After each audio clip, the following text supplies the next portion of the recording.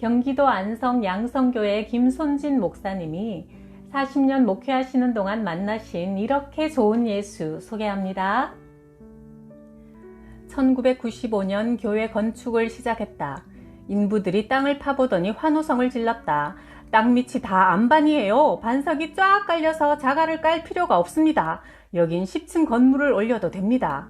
감사하게도 반석 위에 교회가 지어지는 것이다.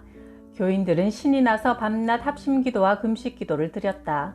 차츰 교회의 뼈대가 올라가자 주민들이 땅값 떨어진다며 공사 반대 운동을 벌이기 시작했다. 도장을 받으러 다니고 항의서를 만들고 구청장에게 하루에 몇십 통씩 전화를 걸어댔다. 결국 일주일간 공사를 중지하라는 명령이 내렸다. 그러나 우리는 낙심하지 않고 더욱더 힘써 기도드렸다. 하나님께서 허락하셨으니 저들을 감동시켜 마음을 돌려주옵소서, 잠잠하게 해주옵소서. 전 교인이 한 마음으로 기도했다.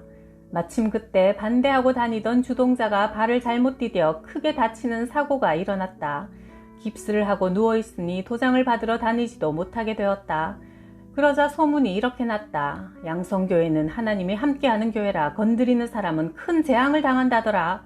그러자 도장 받으러 다니던 사람들이 다 제풀에 지쳐 포기했다. 한층 한층 공사가 잘 진행되는 중 하루는 기도하는데 하나님께서 말씀하셨다. 급히 산재와 근재보험을 들어라. 산재보험? 근재보험? 당신 아는 그런 보험이 있는지도 몰랐다. 그러나 그날로 당장 2가지 보험에 가입했다. 550만 원이라는 목돈이 들어가자 건축 소장은 한 푼이 아쉬운 때인데 뭐하러 그런 헛돈을 씁니까? 했다. 그런데 10일 후 난리가 났다. 4층에서 일하던 인부가 발판을 잘못 밟아 1층으로 떨어졌다. 앞쪽으로 떨어지는 바람에 이빨이 몽땅 나가고 턱을 다쳐 안양병원으로 실려갔다. 다친 인부는 병원비와 치료비를 빙자해 몇 천만 원을 보상해주면 자기가 다 알아서 해결하겠다며 떼를 썼다.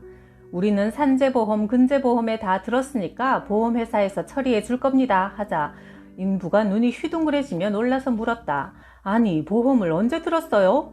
하나님께서 들라고 하셔서 열흘 전에 들었습니다.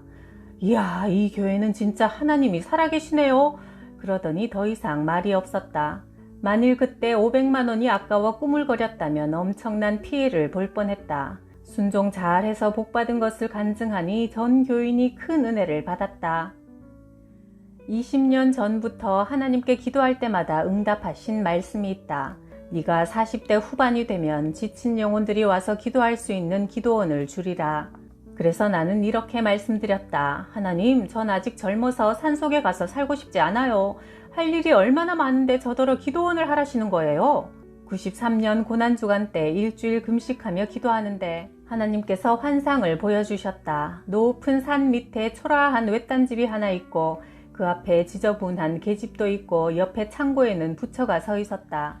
그런데 부처의 모가지가 뚝 떨어지고 팔도 뚝 떨어지고 떼그르르 굴러가 바싹 부서졌다. 그 집안에서 진회색 돼지 3마리가 나왔는데 2마리는 쭈글쭈글 늙었고 1마리는 통통하게 살이 쪘다. 전화벨이 울려서 꿈을 깨니 서울 동산교회 다니는 전경자 집사다. 전도사님, 오늘 안성으로 갑시다. 우리 큰아버님이 안성에서 절을 운영하시거든요. 농가주택을 짓고 창고를 한 20평 지어가지고 법당을 차렸는데 손자가 말을 못한대요. 그러니 전도하러 가요. 얼핏 짚히는 게 있어 내가 물어보았다. 거기 중이 3사람 살아? 맞아요. 둘은 늙었고 하나는 젊어? 어떻게 하세요? 젊은 사람이 통통해? 네, 짜리몽땅하고 통통해요. 그럼 됐어, 가자. 올라가는 길목과 절의 위치, 산 밑에 있는 외딴집 등 하나님께서 보여주신 환상과 너무나 똑같았다. 전 집사가 말했다. 이곳이 기도원이 된다면 얼마나 좋을까요? 문을 두드리자 정말 중이 3사람 나왔다. 심대섭 주지 스님에게 설렁탕과 수육 한 접시를 시켜드렸더니 달게 잘 드셨다. 신도들이 있을 땐 못 먹지만 혼자 있을 땐 즐겨 먹습니다. 허허. 스님은 35년 동안 돌을 닦으셨다는데 극락에 가보셨어요? 사실 창피한 소리지만 내가 부처상 앞에 절을 하면서도 한심스러울 때가 있습니다. 아무것도 모르는 목석한테 내가 왜 절을 하는가 싶을 때가 있지요. 나는 그에게 예수를 전하고 6,500만 원의 절을 사서 1997년 변화산 기도원을 세웠다. 심대섭 할아버지는 기도원 아래 집을 한 채 사서 지내며 저녁이면 올라와 함께 기도하고 성경 공부도 하고 주일날이면 우리 교회에 나와 예배를 드렸다. 1984년 우리 부부는 경기도 안양의 양성교회를 개척했다. 어느 날 쌀이 떨어졌지만 누구에게 이야기하려니 덕이 안 되는 것 같아 계속 물에 설탕을 타서 아들에게 먹였다. 아들은 설탕물을 밀쳐내며 밥 달라고 막 울었다. 엄마, 밥 줘, 밥 줘. 나는 참을 수 있지만 아이가 우는 것을 보니 하나님께 밤새 눈물을 뿌리며 부르짖었다. 하나님, 자식은 먹여주세요. 아이가 무슨 죄가 있습니까? 아이를 먹일 양식을 주십시오. 새벽 예배를 드리고 돌아와서 자는데 아침에 전화벨이 울렸다. 서울에 있는 교회를 나가는 집사인데요. 어젯밤 꿈에 하나님이 양성교회 골목까지 생생히 보여주면서 주의 종들이 굶고 있으니 모아놓은 성미쌀을 빨리 갖다 주라고 하셨어요. 아들과 함께 쌀을 들고 가서 문 앞에 놓고 왔습니다. 전화를 받고 밖에 나가보니 40kg짜리 쌀자루 2개가 놓여 있었다. 아침에 밥을 해서 주니 아들이 좋아서 밥을 먹으며 춤을 추었다. 난 예수님이 좋아! 예수님이 좋아! 1975년 충북 영동 마포교회에 부임했다. 교인의 가정을 집집마다 돌며 인사하는데 63세 된 박 집사님이 내게 물었다. 전도사님은 아브라함을 어떻게 생각하세요? 아브라함이 자식이 없자 대를 이으려고 척을 얻었지 않습니까? 제가 딸만 하나인데 저도 아들을 보려고 작은 부인을 얻어 지금 임신 중입니다. 집사님, 성경을 그렇게 이용하시면 안 되지요. 아브라함은 하나님께서 첩인 하갈과 서자 이스마엘을 쫓아내라고 하실 때 순종하여 버렸지요. 내 말에 박 집사는 펄쩍 뛰며 손살에 쳤다. 아브라함은 믿음이 있으니까 버렸지만 나는 절대 못 버립니다. 내가 정색하고 말했다. 집사님, 첩을 둔 분을 재정 집사님으로 계속 심오하게 할 수는 없습니다. 그러자 이 교회는 내가 기둥이라 아무도 뭐라 할 사람 없습니다. 했다. 교회를 살리기 위해 집사님이 희생하셔야겠습니다. 작은 부인을 끊든지 집사님이 떠나시든지 둘 중 하나를 택하세요. 본 부인은 버려도 작은 부인은 절대 못 버려요. 난 무슨 일이 있어도 대를 이어야 합니다. 집사님, 저는 죄에 대해선 굉장히 단호합니다. 그러나 의에 대해선 끝까지 도와드립니다. 이 문제를 분명하게 결단하셔야 합니다. 나는 교회로 돌아와 여전도 회장에게 물어보았다. 이 마을에서 박 집사님이 작은 부인 얻은 걸 다 압니까? 그럼요, 다 알고 말고요. 그래서 교회를 연회당이라고 비웃으며 예수를 안 믿는답니다. 재정 집사가 척을 얻었는데 무슨 덕이 되겠어요. 그러니 교회가 부흥이 안 되지요. 그날 밤부터 나는 기도하기 시작했다. 하나님, 오직 하나님만이 하실 수 있습니다. 이 일을 어찌 하시렵니까? 몇 달 후 박 집사의 작은 부인이 애를 낳았는데 또 딸이었다. 그래도 박 집사는 작은 부인 집에만 가서 살고 본 집에만 오면 큰 부인을 두들겨 팼다. 도저히 덕이 안 되어 집사 직분을 박탈했다. 박 집사는 교회를 떠난 후 미쳐서 돌아다니다가 객사하고 말았다. 1985년 경기도 안양에서 양성교회를 개척하여 목회할 때 우리 교회에 등록한 지 몇 개월 안 된 부부 집사가 있었다. 하루는 건축 현장에서 방수 일을 하는 남편 홍 집사가 허리가 몹시 아프다며 기도해달라고 찾아왔다. 기도 중에 촌티 나는 시골 여자가 환상으로 보이면서 허리 아픈 원인이 무리해서 일을 했다거나 디스크 같은 신체적인 것이 아니라 회개해야 할 간음죄 때문이라고 하나님께서 알려주셨다. 기도를 마치고 내가 물었다. 집사님, 숨겨둔 작은 부인 있나요? 솔직히 말씀하세요. 홍 집사가 눈을 둥그렇게 뜨고 화들짝 놀라며 말했다. 세상에, 이 일은 아무도 모르는데 전도사님이 그걸 어떻게 하세요? 정말 하나님이 불꽃 같은 눈으로 지켜보신다 하시더니 그 말이 사실이네요. 건축일이라는 게 종종 집에서 먼 현장에서 몇 개월씩 일하는 경우가 있는데 용인에서 밥 해주는 아줌마와 그만 사귀게 되었어요. 그 여자도 아이가 셋 있는 유부녀인데 남편은 양계장을 해요. 방을 하나 얻어 우리 둘이 살림을 차렸는데 갑자기 허리가 꼼짝을 못하도록 심하게 아파와서 일도 못하게 되었네요. 내가 기도해주고 나서 말했다. 다른 교회에서는 집사 임명을 받으셨지만 우리 교회에서는 하나님의 뜻대로 바르게 살지 못한다면 집사로 세울 수가 없습니다. 6개월 동안 근신하면서 술도 끊고 여자 문제도 정리하세요. 그 후 홍 집사 가정은 교회를 떠났고 내연녀가 집에 찾아와 돈을 요구하며 행패를 부려 가정은 파탄났다는 소식을 들었다. 죄를 지은 후 돌이키는 것이 결코 쉽지 않다. 죄의 대가는 무서운 것이다. 죄도 예방이 최선이다. 너희가 시험에 들지 않도록 늘 깨어 기도하라. 마태복음 26장 41절. 1981년 나는 신학생과 교회에서 결혼했다. 시부모님이 제주도로 신혼여행을 가라며 경비로 30만 원을 주셨지만 나는 남편에게 말했다.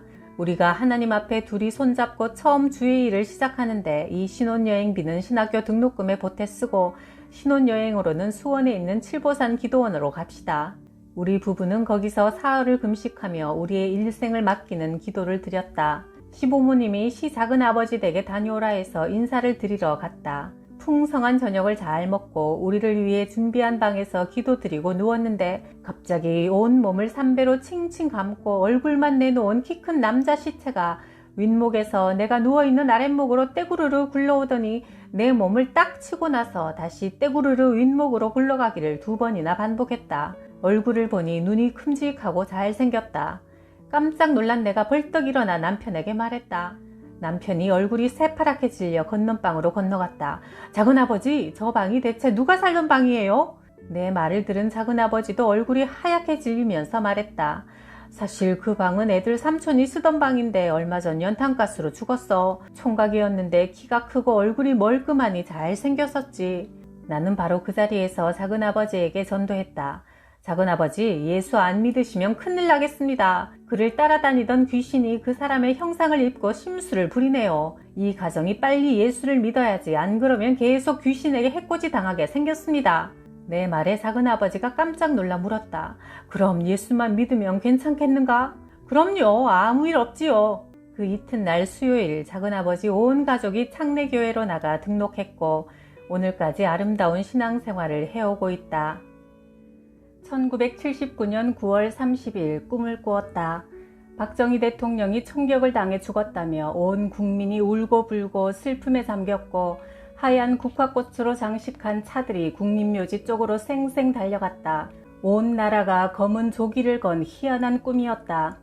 꿈에서 깨고 나서도 기분이 너무 이상했다. 입을 꾹 다물고 있었어야 했는데 하필 그날따라 친한 집사님 한 분이 고구마를 쪘다고 먹으러 오라 했다. 나는 별 생각 없이 꿈 이야기를 했다. 어젯밤 참 희한한 꿈을 꿨어요. 박 대통령이 총에 맞아 죽어서 온 국민이 슬퍼하는 꿈이었어요. 그 집사님이 오후에 빨래터에서 만난 이장 부인에게 그 말을 또 전했다. 우리 전도사님 꿈은 영락없이 잘 맞는데 아마 대통령이 죽으려나 봐요. 이장 부인은 남편인 이장에게 전했고 이장은 그렇잖아도 외딴 산 밑에 있는 교회가 늘 마음에 거슬리던 참이라 사상이 불순하다고 파출소에 신고를 해버렸다. 어느 날 지서장님이 사택으로 찾아왔다. 저랑 경찰서 수사과에 함께 다녀와야겠습니다. 집사라는 수사과장이 말했다. 전도사님, 제가 묻는 말에 잘 대답하세요. 박 대통령이 죽는다는 말을 하신 적 있습니까? 죽는다는 게 아니라 그냥 꿈 이야기를 한 거예요. 아무리 꿈이라도 나라의 대통령인데 그런 이야기를 함부로 하세요? 반공법 위반죄로 며칠 여기 계셔야겠습니다. 몇 시간씩 교대하여 다른 취조관이 또 와서 묻고 또 와서 묻고 밤잠도 안 재우고 며칠 동안 계속 반복해서 똑같은 말을 물어댔다. 우리나라에 대해서 어떻게 생각합니까? 혹시 불만스러운 마음은 없습니까? 경찰들은 우리 고향으로 찾아가 집안의 신원조회까지 했다. 그때 하필 오빠가 배를 타러 나갔다가 계속 소식이 없어 주민등록이 말소되어 있었다. 이게 바로 북한으로 넘어갔다는 증거 아닙니까? 좋은 증거를 잡았다는 듯 취조관들은 넘겨짚으며 설쳐댔다. 간신히 풀려나와서도 일주일에 한 번씩 지서의 감시를 계속 받았다. 낮이고 밤이고 시도 때도 없이 불쑥불쑥 찾아왔다. 나는 그 일을 겪으면서 깨달은 게 있다. 교인들과 아무리 친해도 말조심해야겠구나.